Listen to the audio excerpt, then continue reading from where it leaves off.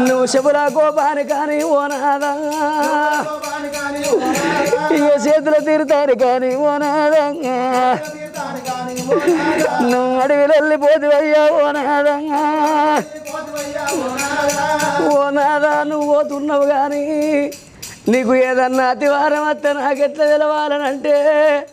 ఓ బామా రేణుక ఎల్లమ్మ నాకు అతివారం రానే రాదు బామా ఒకవేళ అతివారం వస్తే